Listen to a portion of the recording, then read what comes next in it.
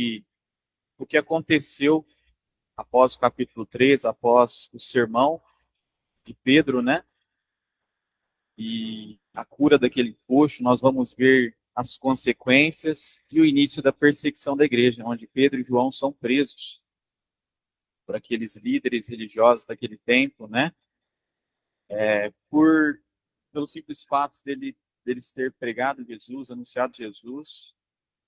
E nós vamos também conhecer algumas figuras importantes daquele tempo, que são as autoridades, né? Sendo assim referidas pela palavra. Anás, Caifás, quem são esses, né? O que era o Sinédrio, por assim dizer. Então, abra sua Bíblia em Atos, capítulo 4, a partir do versículo 1. Nós vamos tentar ir até o versículo 14. Atos, capítulo 4, verso 1 ao 14. Se você quiser acompanhar no slide ou na sua Bíblia, está escrito assim: Falavam eles ainda ao povo quando sobrevieram os sacerdotes, o capitão do templo e os saduceus, ressentidos por ensinarem eles o povo e anunciarem em Jesus a ressurreição dentre os mortos, e os prenderam recolhendo-os ao cárcere até o dia seguinte, pois já era tarde.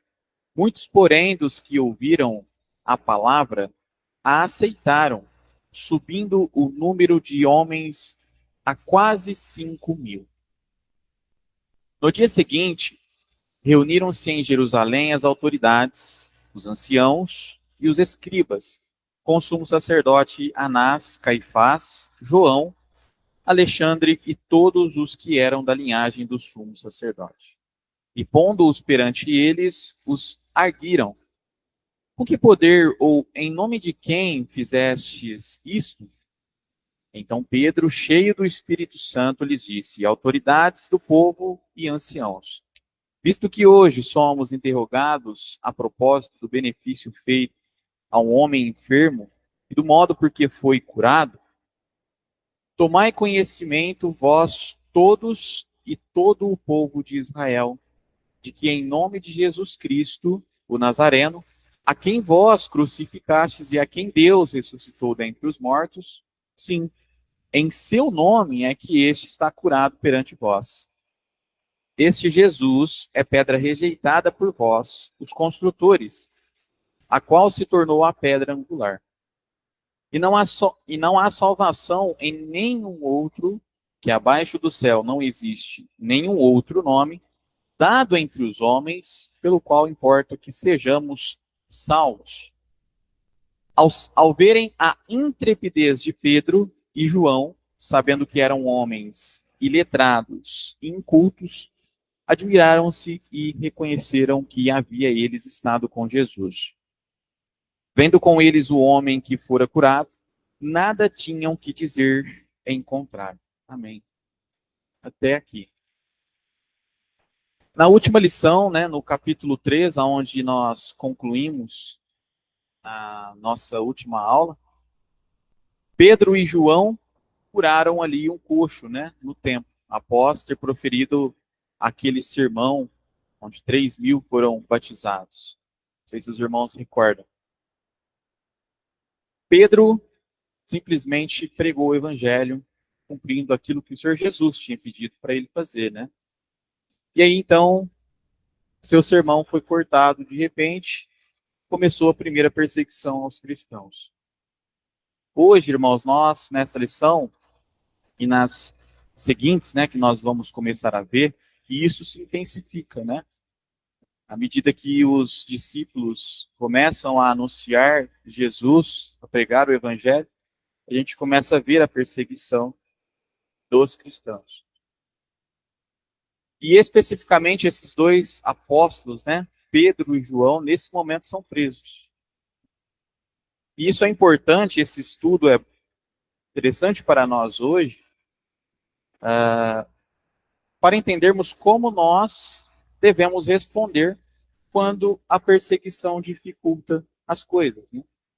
E eu digo a perseguição quando anunciamos Cristo, né? Quando nós levamos o evangelho adiante, não por outro motivo qualquer.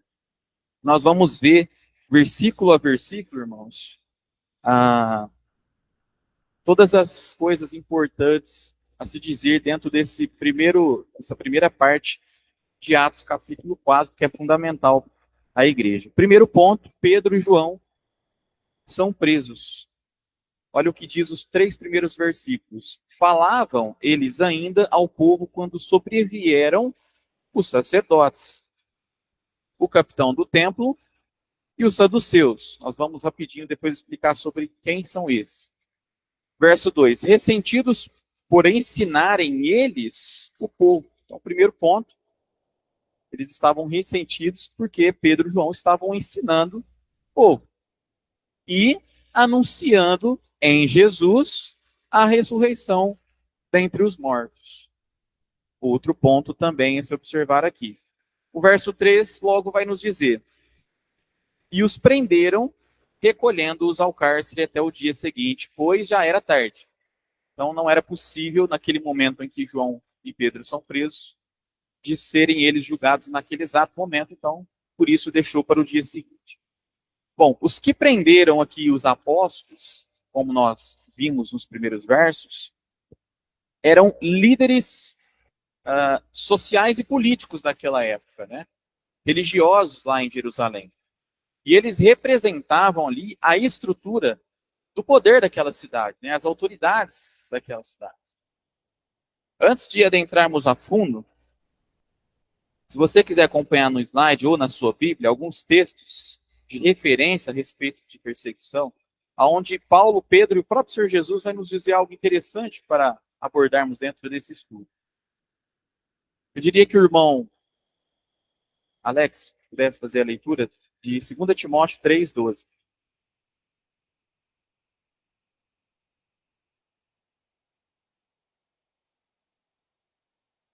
É o primeiro verso que está em cima, né? Isso, isso. Todos quantos crerem, todos quantos querem viver piedosamente em Cristo Jesus, serão perseguidos. Amém. Primeira orientação de Paulo. Todos quantos viverem de forma piedosa em Cristo Jesus serão perseguidos. O que nós entendemos? Nós seremos perseguidos por anunciar Jesus, por viver como Jesus, de forma piedosa. Aí vem Pedro, além desse momento aqui de Atos, capítulo 4, nós estamos vendo, 1 Pedro, capítulo 4, verso 12. Olha o que ele disse. Amados, não se surpreendam com o fogo que surge entre vocês para os provar, como se algo estranho lhe estivesse acontecendo. A primeira lição para nós é: não devemos nos surpreender com as perseguições que vêm. O próprio Senhor Jesus,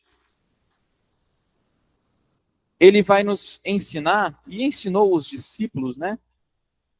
Em Lucas capítulo 21, verso 12 e 17. O irmão Jacinto, pode ler? Lucas 21, 12 e 17. Se tiver dando para enxergar, irmão.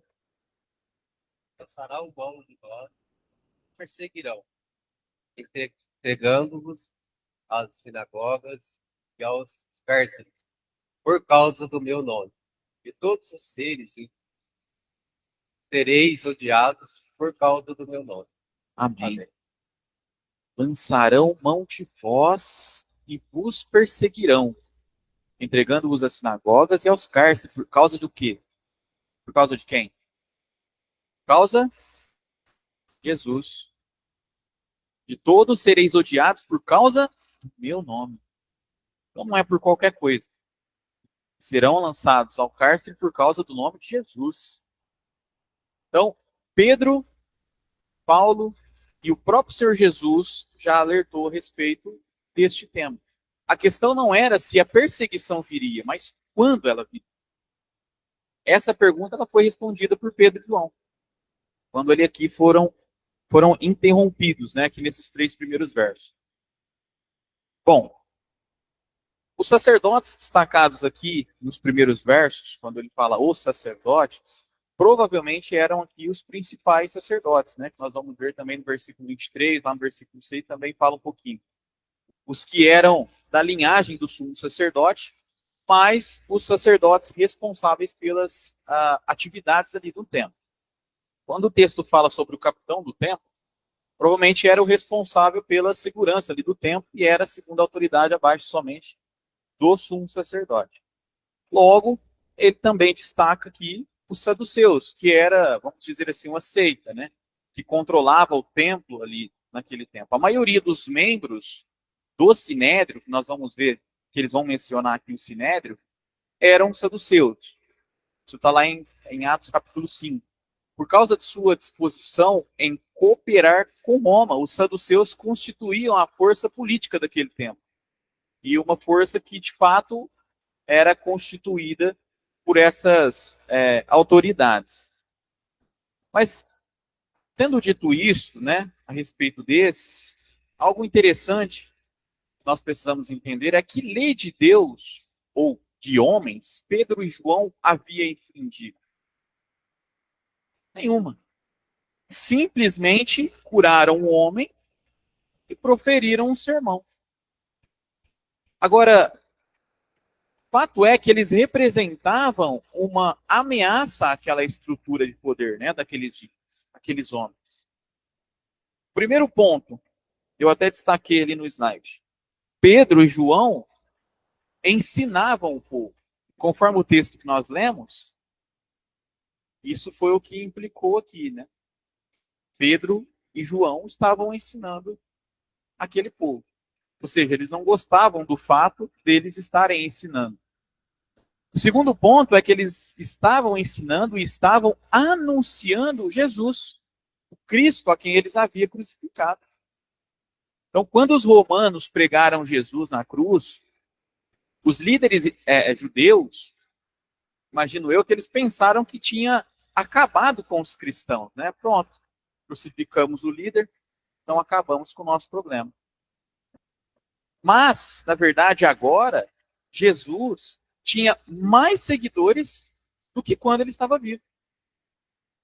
No primeiro sermão de Pedro, já haviam 3.000 batizados. E a gente vê que isso vai aumentando conforme os discípulos vão anunciando Jesus e pregando o evangelho.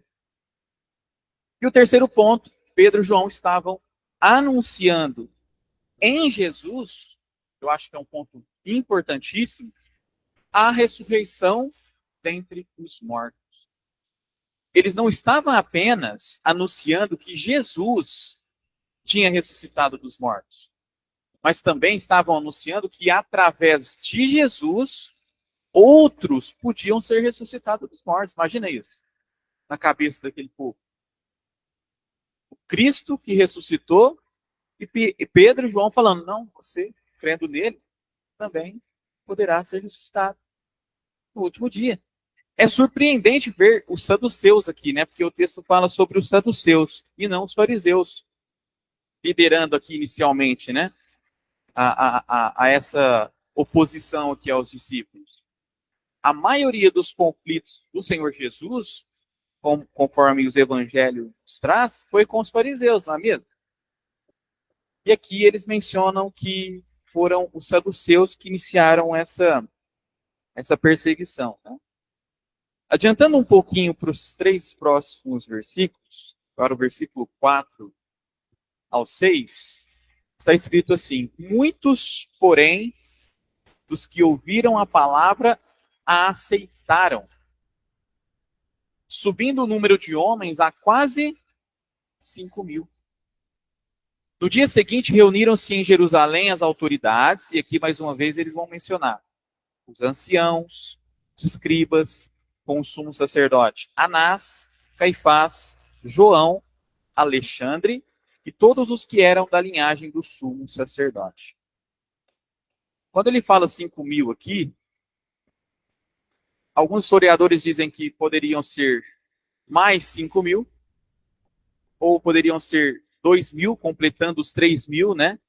que seriam ali após a pregação de Pedro. Mas o importante não é se apegar aos números, né? Mas sim que a pregação do evangelho estava sendo feita e as consequências, né, o resultado estava sendo ali, aparentemente, que tudo indica, apresentados. Observe então, irmãos, que após o sermão de Pedro, essas pessoas viram Pedro, né, o qual tinha pregado, Pedro e João sendo presos. Mas o fato importante é que isto não os deteve de se tornarem cristãos. Muitos se convertiam ao evangelho. Muitos davam atenção. Olha conforme o texto diz, dos que ouviram a palavra, aceitaram. Ou seja, os mensageiros foram colocados em prisão, no cárcere, mas a mensagem não. A mensagem estava ali. A palavra de Deus, ela é poderosa e quando recebida por um coração honesto. Olha o que diz Lucas 8:15 e Romanos 1:16. A palavra de Deus é poderosa quando recebida por um coração honesto. Quando nós ouvimos de forma honesta, nossa mente, nosso coração, entregue aquilo que o Senhor Jesus quer nos dizer através das Escrituras, ela terá o efeito. Qualquer um que decidisse ali ser cristão saberia como proceder. A atitude a ser tomada após ouvir a mensagem, após a mensagem ser entregue. Conforme o texto nos diz, né, na manhã seguinte, um poderoso grupo reuniu-se ali para tomar providência a respeito desses apóstolos. Quando o texto diz as autoridades aqui, conforme nós explicamos também, mencionado ali nos primeiros versos, os principais sacerdotes, os anciãos, né, que eram líderes também, provavelmente pelo termo homens mais velhos, né, com a reputação de serem mais maduros, sábios, assim como eles também mencionam aqui, além dos principais sacerdotes, dos anciãos, eles mencionam no texto os escribas, né, que eram considerados peritos na lei. Estes 3 grupos compunham um corpo de liderança chamado Sinédrio. Então, quando nós ouvimos falar Sinédrio, a gente vai ver que são esse grupo de autoridades que compunham o Sinédrio, que era, vamos dizer assim, o Senado judaico, né, o Supremo Tribunal ali, onde eles fariam o julgamento. O sumo sacerdote aqui, Anás, né, Caifás, que ele menciona, Alexandre, João, Caifás era genro de Anás, que era o sumo sacerdote em exercício naquela época. Isso descrito também, referenciado em Mateus 26 e João 18. Nós vamos ver que ele era o sumo sacerdote que estava em exercício naquele tempo. Nós não temos certeza, irmãos, quanto a quem era João e Alexandre, que foram mencionados aqui também. Mas, obviamente, eram homens que seriam, de alguma forma, influentes naquele tempo, conhecidos também pelos leitores de Lucas, né? Porque Lucas mencionando aqui em Atos, muito provavelmente aqueles leitores iniciais iriam entender, saber exatamente quem eram esses homens. Eu gosto de pensar, irmãos, e de olhar para esses textos e entender o que nós podemos extrair de conhecimento, né? Para nós hoje, além de ser um simples papo histórico. Imagino que Pedro e João olharam para isso, para esse momento, como uma oportunidade de levar o evangelho, de pregar a essas autoridades. De que outra forma, Pedro e João teriam uma oportunidade de pregar para o Sinédrio, sem que eles o acusassem, tacassem pedra ou fizessem qualquer coisa. A única forma de terem essa oportunidade era se estivessem eles lá algemados.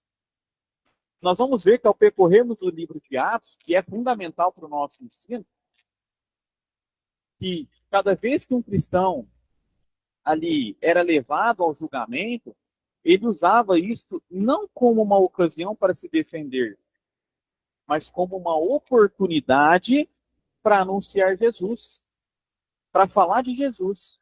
ainda que para aquelas autoridades. Vamos ver o início desse julgamento agora a partir do versículo 7. O irmão, se estiver com o microfone, puder fazer a leitura para nós. Atos, capítulo 4, verso 7.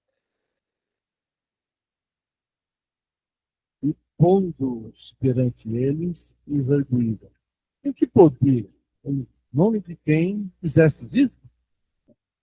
Amém. Eles provavelmente esperavam que Pedro, após essa pergunta, né, Pedro e João, dessem ali uma resposta descuidada, né, que consistisse ali numa razão para que eles fossem punidos. Então, dependendo da resposta inicial, ali mesmo sairia a sentença. E eles seriam condenados à morte. E eles começaram, então, aqui a experimentar eles e perguntar, né, com que poder ou em nome de quem fizestes isso? Aonde nós vimos um procedimento semelhante a esse, irmãos? Em Jesus. No julgamento de Jesus. Também deixei a referência ali. Lucas capítulo 22, versos 66 e 71. No julgamento de Pedro e João, temos os mesmos rostos, as mesmas autoridades, o mesmo grupo hipócrita, a mesma linha de questionamento. E a mesma pergunta. Né? Primeiro eles perguntaram, com que poder fizeste isso? A palavra poder é traduzida do grego equivalente a milagres. E poderia ser traduzida por poder miraculoso. Lembra que Pedro tinha acabado de pregar, logo um coxo foi curado e eles queriam saber como. Por meio de quem? Por meio de que autoridade? E por quê? Pensando nisso, de acordo com a lei de Moisés, nós precisamos entender o raciocínio também daqueles que iriam julgar. Dentro da lei de Moisés, a feitiçaria era um pecado que era punido com a morte. Então, se eles dissessem alguma coisa relacionada a isso, se dissessem qualquer coisa que indicasse essa prática, já seria um motivo que levariam eles também à morte. Então, eles tentavam procurar algo que pudesse comprometer Pedro e João para que isso se daria ali no final com a morte dos dois, né? E aí, a seguir, o Sinédrio ali perguntou, em nome de quem fizeste isso? O nome é usado aqui no sentido de autoridade, né? Com que autoridade? Poucos dias antes da crucificação de Jesus, os mesmos homens foram até ele e perguntaram, né? Mateus 21, 23. Com que autoridade fazes estas coisas? Então a gente vê a semelhança, né? O contexto. As mesmas perguntas sendo feitas agora aos discípulos de Jesus. Agora eles faziam a mesma pergunta a eles. Em ambos os casos estavam levantando ali uma implicação. No sentido assim, né? Nós somos os que têm autoridade. Como vocês ousam, né? Em agir como se tivessem autoridade. Em nome de quem vocês estão fazendo isso? Sendo que nós é quem somos a autoridade. Então, eles começaram a indagar nesse primeiro versículo dessa forma. Seguindo para os próximos versos, alguém gostaria de fazer a leitura? Versículo 8 ao versículo 10, capítulo 4. Atos capítulo 4, verso 8 e 10, ao 10. Então Pedro, cheio do Espírito Santo, lhes disse: autoridades do povo e anciãos, visto que hoje somos interrogados a propósito do benefício feito a um homem enfermo e do modo por que foi curado, tomai conhecimento, vós todos e todo o povo de Israel, de que, em nome de Jesus Cristo, o Nazareno, a quem vós crucificastes, a quem Deus ressuscitou dentre os mortos, sim, em seu nome é que este está curado perante vós. Amém. Então, nós vimos ali, inicialmente, a primeira pergunta feita pelo Sinédrio, e aqui a gente vê a resposta de Pedro, né? Olha, preste atenção nos versículos iniciais, irmão. Pode ser na sua Bíblia ou aqui no slide. Então, Pedro, cheio do Espírito Santo. Primeiro ponto, que ele diria não partilha dele. Vinha do Espírito Santo, lembra? Que foi derramado em Atos 2, que nós vimos, estudamos. Então, eles tinham o Espírito Santo com eles. Então Pedro, cheio do Espírito Santo, lhes disse, e aqui de forma surpreendentemente respeitosa, né? Porque, se bem conhecemos Pedro, era um pouco mais agitado do que isso. Ele diz, autoridades do povo e anciãos. Então, se percebe ali de forma bem respeitosa do Pedro, né? Visto que hoje, acompanha lá, ó, somos interrogados a propósito do benefício feito a um homem enfermo, e de modo porque foi curado, né? A respeito desse assunto, tomai conhecimento, vós, todos e todo o povo de Israel, de que, em nome de Jesus Cristo, não é qualquer Jesus, ele destaca aqui dizendo, o Nazareno, a quem vós, olha a ousadia de Pedro agora, depois de forma respeitosa, ele é ousado em dizer, a quem vocês crucificastes, e a quem Deus ressuscitou dentre os mortos. Sim, em seu nome, ou seja, em nome de Jesus, é que este está curado perante vós. Então, de forma respeitosa, ele começa ali, e depois com uma ousadia, ele diz, nós fizemos tudo isso em nome desse Jesus que vocês crucificaram. Imagina a cabeça desse povo, gente. O primeiro ponto, a respeito do Espírito. Ao dar início a essa defesa, Pedro está cheio do Espírito Santo. Quando Jesus avisou os discípulos que seriam presos, ele disse o seguinte, ó, veja em Lucas capítulo 21, verso 14 e 15. Aqui na minha versão Almeida Revista Atualizada. Assentai, pois, em vosso coração,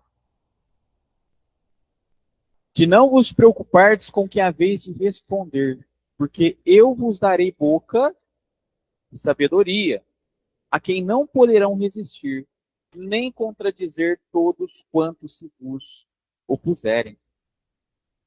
Olha o que o texto nos diz. Eu vos darei boca e sabedoria. Tudo quanto Pedro ali falaria, ele obviamente teria a presença do Espírito Santo com ele. Estar cheio do Espírito Santo significa que ele estava sob controle do Espírito Santo. O Espírito Santo, o Espírito de Jesus falaria por meio dele ao cinema. E guiado pelo Espírito Santo, Pedro ali, ele interpretou isto, né, como uma referência à cura, conforme ele estava dizendo, autoridades do povo e anciãos, disse ele, né? Somos interrogados a propósito do benefício feito a um homem enfermo, do modo que foi, porque foi curado. O apóstolo, logo então, efetivamente, disse, né? Se vocês realmente estão interessados em quem o curou, eu vou dizer a vocês. Eles haviam perguntado, né? Em nome de quem eles fizeram isso? Pedro anunciou que o homem foi curado. No versículo 10 ali, em nome de Jesus. Então, Pedro, irmãos, ele não estava preocupado com a sua própria vida. Ali, após o sermão, por um rosto, ele está diante daquelas autoridades. Poderiam, obviamente, naquele momento, dar uma sentença de morte a eles. E ele estaria pronto para morrer. Porque ele estava ali cumprindo o ide que o Senhor Jesus disse a eles e também a nós, né? A mensagem não é só para os discípulos, mas para nós. Ide, pregai o evangelho a todos. Naquele tempo, obviamente, nós vemos a perseguição de uma forma um pouquinho diferente, né? Seriam as primeiras palavras dos discípulos após Jesus ter morrido. Agora, quem está preocupado com a segurança pessoal, né, não aponta o dedo para um grupo como esse e acusa eles de crucificar o Messias. Porque eles esperavam o Messias. Não é mesmo? O Messias anunciado. Eles conheciam a lei de Moisés. Eles conheciam as profecias de cada um dos profetas. Então, eles sabiam exatamente o que Pedro estava dizendo aqui. E com que Pedro estava preocupado? Ele estava preocupado o nome de Jesus ser anunciado. Se ele morresse ali, ele teria cumprido o seu propósito de levar a mensagem. E nós precisamos entender o que nós estamos fazendo também, né, quanto a isso. Será que nós estamos levando de forma tão veemente a mensagem do Senhor Jesus? Seguindo os próximos versículos, versículo 11 a 12, quem puder fazer a leitura, Atos capítulo 4, verso 11 e 12.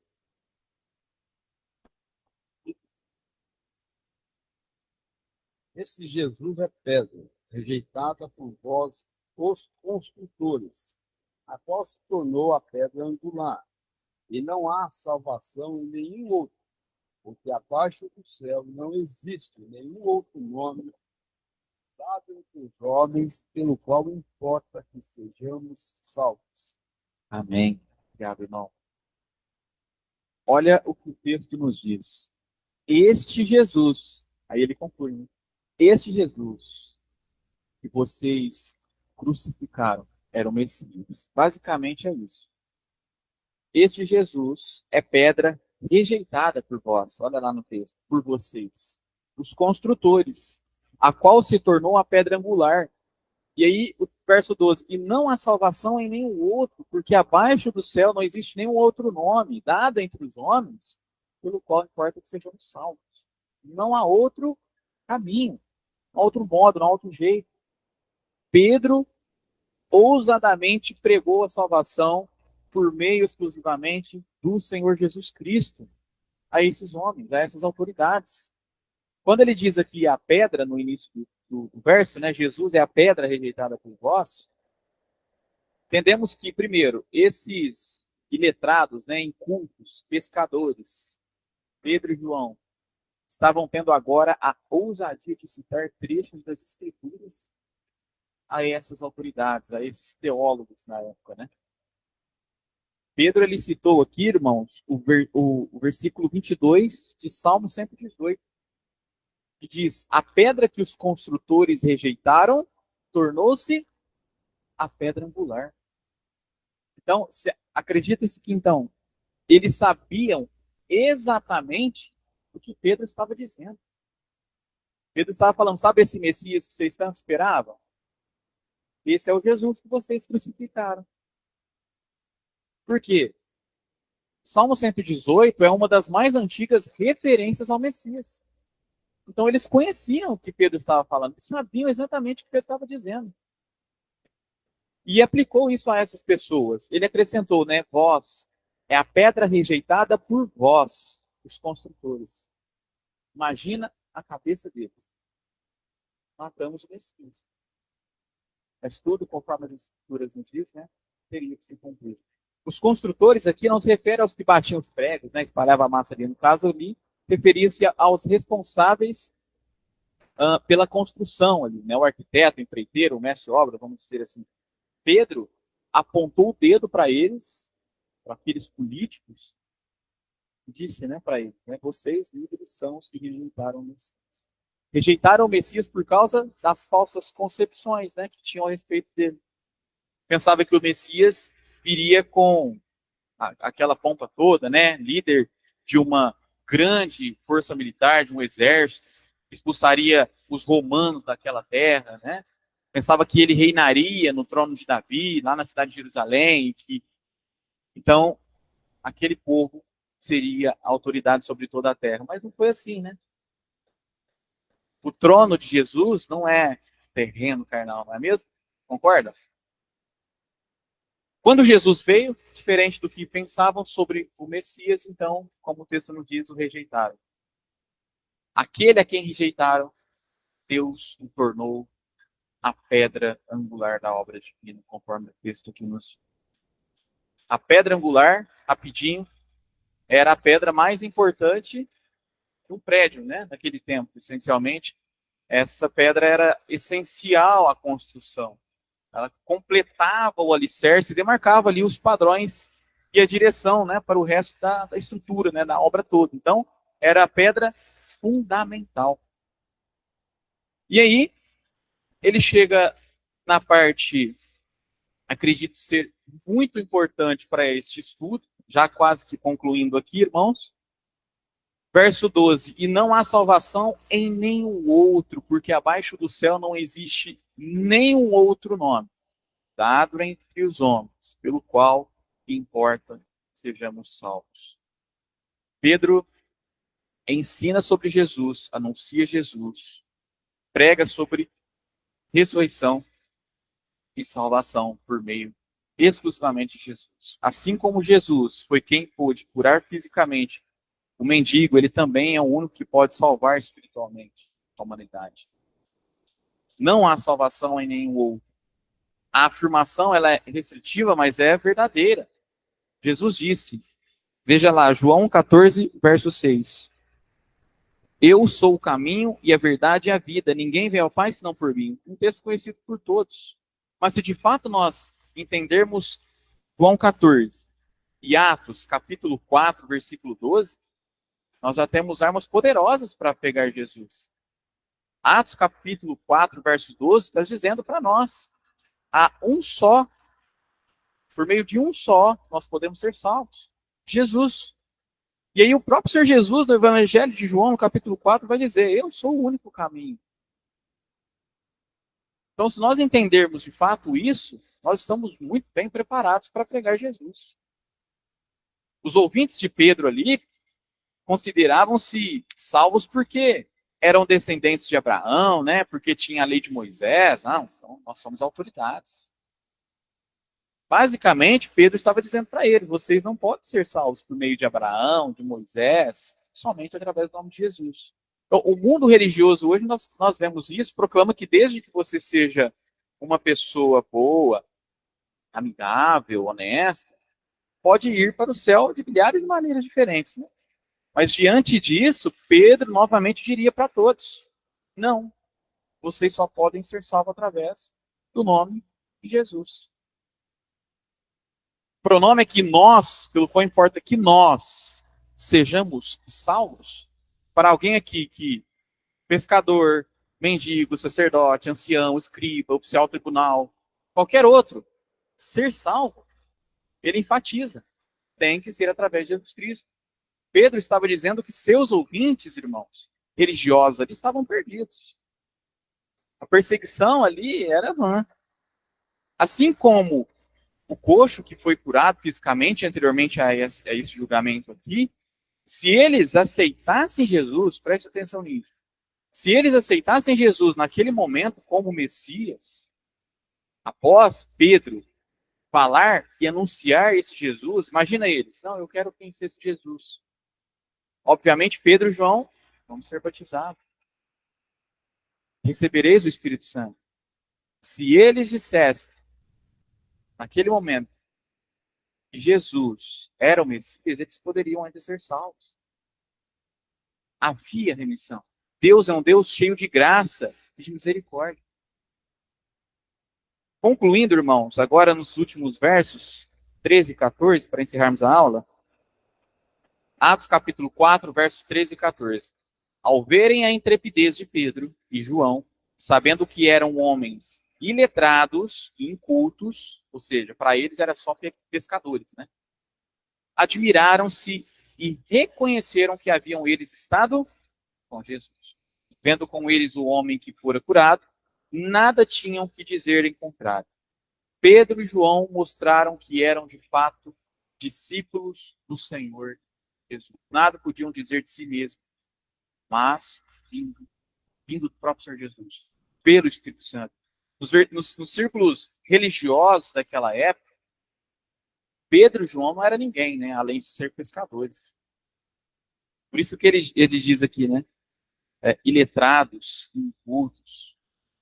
E como podiam falar com tal autoridade e convicção? Como podiam deixar mais de 70 homens ali instruídos na lei, sem ter o que dizer? A resposta chegou ao Sinédrio, né? Verso 13, na parte B, eles reconheceram que haviam eles estado com Jesus. O que houve aqui foi que, de repente, o Sinédrio reconheceu como Pedro e João podiam falar com aquela intrepidez, né? Com aquela convicção, como o texto diz. Os dois puderam falar daquela forma porque haviam estado com Jesus. Eles tinham se alimentado de uma fonte O Sinédrio viu o que a convivência com Jesus havia feito com eles. E depois de Pedro terminar de falar, houve uma pausa ali e o verso 14 encerra, né? Vendo com eles o homem que fora curado, nada tinham que dizer ao contrário. Então, com a exibição da prova diante deles ali, que era um julgamento, nada podia dizer contra eles. O fato de não terem a dizer o contrário é um testemunho, eu imagino, e penso, vendo em detalhe, é um testemunho poderoso em prol da realidade da ressurreição. Porque Pedro nada mais diz do que pregar Jesus, que ressuscitou, que crendo em Jesus poderá ressuscitar, que ele é a salvação, que ele é o Messias. Então, quando ele diz não tenho nada contra, eles estão concordando. O que vocês acham? Não é verdade? Se estamos comprometidos, irmãos, com Jesus, como os apóstolos estavam, então nós também podemos resistir às tentações, às perseguições. Isso com coragem, com confiança, conforme Tiago também vai nos dizer.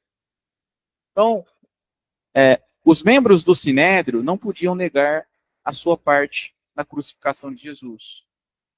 Porque foi isso que Pedro disse, né, no início da sua defesa.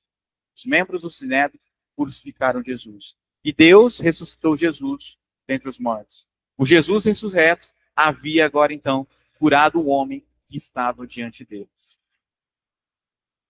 Eles não podiam negar que o homem havia sido curado por meio de Jesus. Portanto, eles não podiam negar que Deus ressuscitou Jesus dentre os mortos. Esse é o estudo para essa primeira parte de Atos, capítulo 4, onde nós vimos ali, então, o julgamento de Pedro e João, quando foram presos. E a partir do versículo 15 de Atos 4, que nós vamos ver na próxima aula, nós vamos ver aí o restante do enredo dessa história, os outros discípulos após isso, que estava acontecendo também. E nós vamos ver os próximos capítulos. Não faltem, não percam.